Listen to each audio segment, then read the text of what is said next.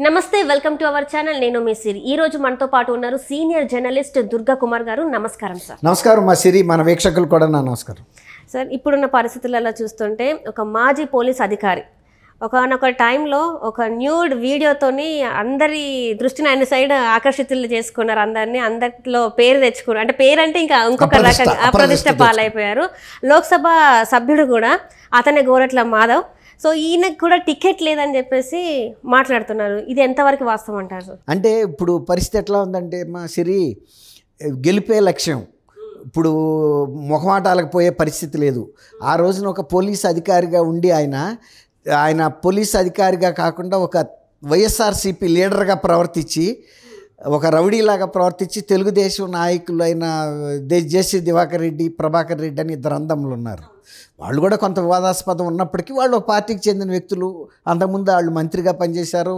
శాసనసభ్యులుగాను municipal చైర్మన్గా పనిచేశారు ప్రభాకర్ రెడ్డి గారు వాళ్ళ మీద చాలా దురుసుగా ప్రవర్తించాడనే ఒకే ఒక కారణంతో ఈయనకి జగన్మోహన్ రెడ్డి గారు పార్టీ టికెట్ ఇచ్చాడు ఐ థింక్ హిందూపురం నుంచి గెలిచినట్టున్నాడు ఈయన అనంతపురం హిందూపురం అనుకుంటా హిందూపురం అయితే ఈ విషయం ఏంటంటే ఇతను పోలీస్ అధికారిగా ఉన్నప్పుడు కూడా ఆయన దగ్గరికి వచ్చిన మహిళల్లో ఏమన్నా వివాహానికి సంబంధించిన ఇష్యూస్ మీద వచ్చినప్పుడు వాళ్ళని రేప్ చేసిన కేసులు కూడా ఉన్నాయి అనేది ఈయన మీద రిపోర్ట్ ఉంది అంతకుముందు చరిత్ర పోలీస్ అధికారి వాళ్ళని ఎక్స్ప్లాయిట్ చేయటం అనేది అతనికి వెన్నతో పెట్టిన విద్య అంటారు అయితే ఏమైందంటే ఇతను ఎలక్ట్ అయ్యాడు ఈయన వైఎస్ఆర్సీపీ దీని మీద ఎలక్ట్ అయిన తర్వాత ఒక మహిళతో నియోజకవర్గంలో ఒక మహిళతో అనుకుంటా ఆయన నెకెడ్గా ఉండి వాట్సాప్ కాల్ మరి అది ఏం కాల్ అంటారు వీడియో కాల్ మాట్లాడాడు అది రికార్డ్ అయ్యి పెద్ద వైరల్ అయిపోయింది మొత్తం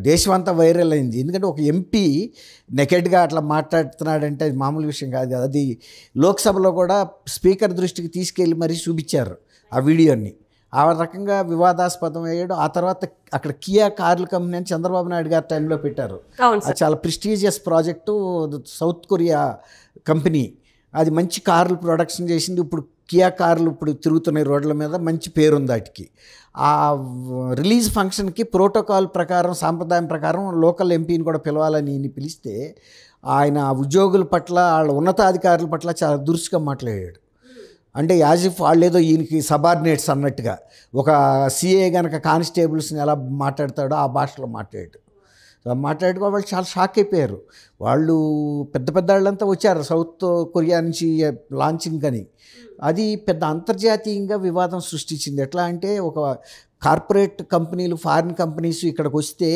ఇలా బెదిరిస్తున్నారు పలానా ఆంధ్రప్రదేశ్లో అనే ఒక చెడ్డ పేరు వచ్చింది దాని మూలన ఏ కార్ కంపెనీలు కూడా ఇక తర్వాత ఆంధ్రప్రదేశ్లో ఫ్యాక్టరీలు పెట్టడానికి ముందుకు రాలా వాళ్ళు కూడా ఇంకా 5,000 కోట్ల రూపాయలు పెట్టుబడులు పెట్టి అనుబంధ పరిశ్రమలు పెట్టాలి ఈ కార్కి కానీ వాళ్ళు ఇక అనుబంధ పరిశ్రమలు ఇక్కడ పెట్టదలుచుకోవాలా పక్కనున్న కర్ణాటకకో తమిళనాడుకో వెళ్ళిపోయారు తప్ప ఇక్కడ పెట్టలేక ఎందుకంటే ఇప్పటికే చాలా ఇన్వెస్ట్మెంట్ పెట్టి ఇరుక్కున్నాం ఇంకా ఎక్స్పాండ్ కూడా చేద్దాం అనుకుని కూడా విస్తరణకు కూడా వాళ్ళు వెళ్ళాల అది కాకుండా మొన్న ఈ మధ్య కూడా అక్కడ ప్రతి వివాదంలోనూ ఇతను కేంద్ర బిందువుగా ఉంటాడు తర్వాత పార్లమెంట్లో తెలుగుదేశం సభ్యులు విమర్శిస్తూ మాట్లాడుతుంటే ఈయన వాళ్ళని కొట్టడానికి దూసుకుంటూ వెళ్ళిపోయాడు అలాంటి వ్యక్తి ఈయన మొన్న ఈ మధ్య కూడా అనంతపురంలో అనుకుంటాను యాదవ సంఘం వాళ్ళు మీటింగ్ పెడితే ఈయన ఆ కుల సంఘం వాళ్ళు పెట్టుకున్నారు ఈయన ఒక ఎంపీగా దాంట్లో దూరి ఈయనకి ఆహ్వానం లేకపోయినా కూడా వెళ్ళి ఆయనకి ఏదో గజమాల అయిపోతుంటే జిల్లా యాదవ సంఘం అధ్యక్షుడికి దాంట్లో తలబెట్టాడు నాకు కూడా వేయండి అన్నట్టుగా ఆయన చాలా అసహ్యంగా ఫీల్ అయ్యాడు ఈయనతో కలిపి దండ వేయించుకోవటం అనేది నా స్థాయికి తక్కువ విషయం అని ఆయన ఆ దండ ఇసిరి కొట్టి కూడా వెళ్ళిపోయాడు అయినా ఆయన ఏం పెద్ద పట్టించుకోలే మామూలుగా ఎవరైనా ఒక ఎంపీకి అంత అవమానం జరిగితే దిగి వెళ్ళిపోతారు ఆయన కూడా ఆయన ఏం పట్టించుకోలే నిర్వికారంగా ఉండిపోయాడు ఆ వీడియోలో ఎట్లా నుంచున్నాడు అట్లా నుంచున్నట్టుగా ఉన్నాడు తప్ప ఏమీ మనిషిలో చలనం లేదు అట్లాంటి భిన్నమైన వ్యక్తిత్వం ఉన్న మనిషి ఇప్పుడు అతను గెలిచే పరిస్థితి లేదనేది జగన్ గారికి వచ్చిన రిపోర్టుల ప్రకారం అసలు ఈయనే కాదు ఒక 80 మంది మన శాసనసభ్యులకు కూడా ఇవ్వటం లేదు కొంతమంది లోక్సభ సభ్యులకు కూడా ఇవ్వట్లేదు అందులో బహుశా ఈయన కూడా ఒకడు అయ్యి ఉంటాడు ఇవ్వపోయినా చేయగలిగేది ఏం లేదు ఆయన ఏమి ఇండిపెండెంట్గా పోటీ చేసి గెలిచే అంత సత్తా ఆయనకేం లేదు నేను అనుకోవటం ఒకవేళ ఇవ్వపోయినా కూడా గమ్మును కూర్చుంటాడు తప్ప పెద్ద డేర్గా వెళ్ళి పోటీ చేస్తాడని నేను అనుకో. అంటే ఎందుకంటారు అంటే ఈ ఆల్రెడీ గెలిచాడమ్మా. అది ఇప్పుడు మళ్ళీ ఎందుకు ఇవేనా ఈ పరిణామాల వల్లనే మళ్ళీ టికెట్ లేకుండా పోతుంది? అంతేగా ఇప్పుడు అంత పరిణామాలు జరిగిన తర్వాత అనంతపురం జిల్లాలో ఇప్పుడు ఒక పోలీస్ అధికారి అయి ఉండి ఇంత బాధ్యతారహితంగా ప్రవర్తిస్తూ ప్రజల పట్ల కూడా దురుసుగా ఉంటుంటే ఇంకా ఆయన పోలీస్ అధికారిని అనుకుంటున్నాడు. ఆయన ఒక లోక్సభ సభ్యుడు అన్న ఫీలింగ్ రావట్లా. సాటి లోక్సభ సభ్యుల మీద దాడి చేస్తావు నువ్వు, నీ నియోజకవర్గంలో ఏమైనా ఇండస్ట్రీలు పెడితే వాళ్ళ మీద దాడి చేస్తావు, తర్వాత తోటి కులస్తులైన సభలు పెట్టుకుంటే వాళ్ళ మీద దాడి చేస్తావు, ప్రతి వాళ్ళతో నువ్వు ఇట్లా మొరటుగాను కరుగ్గా ప్రవర్తిస్తే ప్రజలు ఎట్లా అనుకుంటారు? తర్వాత ఆడాళ్లతోనేమో వీడియోలో నెకెట్గా మాట్లాడటం ఏంటి? ఇప్పుడు అది రికార్డ్ అవ్వటం ఇవన్నీ కూడా ప్రజలు కాదనలేడు కదా, అతను నేను కాదని చెప్పలేదు కూడా, ఖండించలే ఆయనేమి. అట్లాంటి ఇంకెన్నో బయటకు వస్తున్నాయి ఇప్పుడు. కాబట్టి బహుశా నేను అనుకోవటం ఆయన మీద ఉన్న వ్యతిరేకత దృష్ట్యా జగన్మోహన్ రెడ్డి గారు ఒక ఎంపీ సీట్ పోగొట్టుకోడు కదా, కాబట్టి ఇవ్వడనుకోండి, సపోజ్ ఇవ్వడని మనం అనుకుందాం అమ్మా. అనుకుంటే కూడా ఇప్పుడు ఆయన పార్టీ టికెట్ మీద అయితే గెలవగలిగాడు, కానీ ఇండిపెండెంట్గా పోటీ చేసి గెలిచే అంత పలుకుబడి ఆయనకు ప్రజల్లో ఎక్కడుంది? మహిళల పట్ల ఆయనకి వ్యతిరేకత ఉంది, ఆయన పట్ల. తర్వాత ఎవరు ప్రజలు కూడా ఆయన మీద వ్యతిరేకంగా ఉన్నారు. తోటి పార్టీ వాళ్ళు కూడా ఇట్లా ప్రవర్తిస్తే ఎట్లా ఉంటారు? ఆయన సొంత సామాజిక వర్గం వాళ్ళు కూడా వ్యతిరేకంగా ఉన్నారు. ఇలాంటి చిల్లర పనులు చేయటం వలన ఆ సామాజిక వర్గం ప్రతిష్టాన పెరుగుతుందా? ఇప్పుడు ఈయన ఆయన సామాజిక వర్గానికి ప్రతినిధి, అధికార ప్రతినిధిగానే. అట్లా సొంత పార్టీ వాళ్ళే నీ సర్వీసెస్తో ఉపయోగం లేదనుకున్న రోజున ఆయన సైలెంట్గా వైదొలగటం తప్ప తను పోటీ చేసి సొంతంగా గెలిచే అంత స్థాయి ఉంటే ఈయనే ఇచ్చేవాడుగా. జగన్మోహన్ రెడ్డి గారే టికెట్ ఇచ్చేవాడు కదా, కిందసారి ఇచ్చాడు కదా. అది పోలీస్ అధికారిగా రిజైన్ చేసి వచ్చాడు.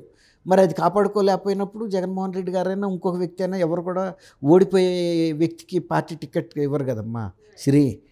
బహుశా నేను అనుకోవటం ఆయనకి చాలా స్పష్టమైన ఇంటెలిజెన్స్ రిపోర్ట్ ఉందని అనుకుంటున్నా. అందువల్లే బహుశా ఇది సోషల్ మీడియాలో బాగా చక్కర్లు కొడుతుంది. అట్లనే ఇప్పుడు ఏంటంటే ఇప్పుడు మీరు అంటే సీట్ రాదని అనుకుంటున్నాం కదా, ఇన్ కేస్ అంటే వీరిద్దరి మధ్య సంబంధాలు బాగున్నాయి అంటే జగన్మోహన్ రెడ్డి గారు కానీ మాధవ్ గారి మంచి సంబంధాలు ఉండడం వల్ల ఒకవేళ వెళ్ళి అడిగితే సీట్ ఇచ్చే అవకాశం ఉందంటారు? మీరు అన్నట్టు వాళ్ళిద్దరి మధ్య చాలా సన్నిహిత సంబంధం ఉందమ్మా. ఆయన ప్రోత్సాహంతోనే ఆయన అసలు పోలీస్ అధికారిగా రాజీనామా చేసి దీంట్లోకి వచ్చారు. కానీ ఇప్పుడు ఇవాళ చీఫ్ మినిస్టర్గా జగన్మోహన్ రెడ్డి గారు ఉన్నప్పుడు ఆయన శాసనసభకి కానీ లోక్సభకి కానీ ఎన్ని సీట్లు ఎక్కువ సంపాదించుకోగలిగితే ఆయనకి రేపు కేంద్రంలో బార్గెయిన్ చేసే కెపాసిటీ పెరుగుతుంది. ఆయనకి కొన్ని వ్యక్తిగతంగా ఆయన మీద కూడా కొన్ని కేసులు ఉన్నాయి. అట్లాంటప్పుడు ఎక్కువ మంది లోక్సభ సభ్యులు ఉంటే ఆయన ఏదైనా అడిగినా కూడా కేంద్ర ప్రభుత్వాలు ఆమోదిస్తాయి. సపోజ్ ఇట్లా మొహమాటంతో కనుక ఒక్కొక్క సీటు పోగొట్టుకున్నాడు అనుకోండి, ప్రజా వ్యతిరేకత ఉన్నా కూడా ఏదో స్నేహం అంతకుముందు గెలిచాడని ఇస్తే పరపతి పోయేది ఆయనది, బలం తగ్గేది జగన్మోహన్ రెడ్డి గారిది. కాబట్టి ప్రతి ఎమ్మెల్యే ప్రతి లోక్సభ సభ్యుడితో ఆయనకి పరిచయం ఉంటుంది. అట్లా అని వెళ్ళిన వాళ్ళకల్లా ఇవ్వలేరు పోగొట్టుకునే సీట్ని. కాబట్టి మీరు అనేది కొంతవరకు ఒక 10% 15% పనిచేయచ్చు. ఏదైనా ఇంకా రిపోర్ట్స్ డిఫరెంట్గా వచ్చి ఏదైనా అతి కష్టం మీదైనా గెలవగలడు అనుకుంటే అవన్నీ ప్రికాషన్స్ చెబుతాడు, ఈ చేసి నువ్వు జాగ్రత్త పడు, నీకు ఇక్కడిక్కడ లోపాలు ఉన్నాయని. ఒకవేళ పూర్తిగా ఇక అసలు గెలిచే ఓపు లేదన్నప్పుడు నీకు కావాలంటే ఇంకేదన్నా రేపు పదవి ఇస్తాను, పోలీస్ కార్పొరేషన్ చైర్మన్ ఏదన్నా ఇవ్వచ్చు కదమ్మా, అది కూడా క్యాబినెట్ ర్యాంకు అని బుజ్జగిచ్చి ప్రస్తుతానికి ఇంకోళ్ళకి ఇచ్చేస్తాడు.